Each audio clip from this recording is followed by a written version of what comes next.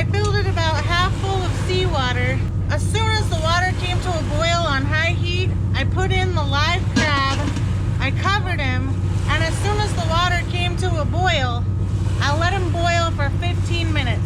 I say 15 minutes is okay, especially for a medium to larger size crab. If he's huge, maybe do 20 minutes. For those of you who don't have the ocean water readily available, I would have done about half the same of regular fresh water and then a handful of salt. For every crab that there is, you want to do about a handful of salt. It seems like it's a lot, but you'll definitely tell the difference when you go to eat that crab and there's not enough salt in it. So after he's boiled for 15 minutes, I take him out of the water, kind of shock him in an ice water bath.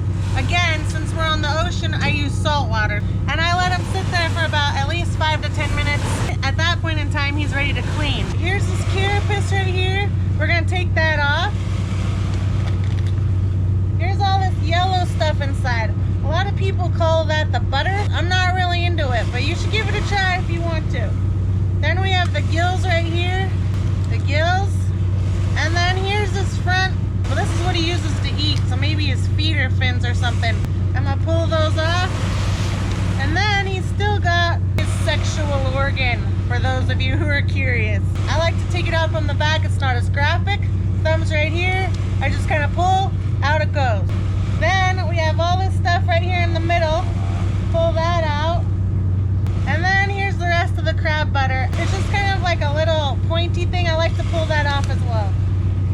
Gently push in, and there you go. I like to give it a nice dip in some water to get the rest of this butter off, and boom, you're ready to go. Hope you have some heated butter because it's going to be amazing.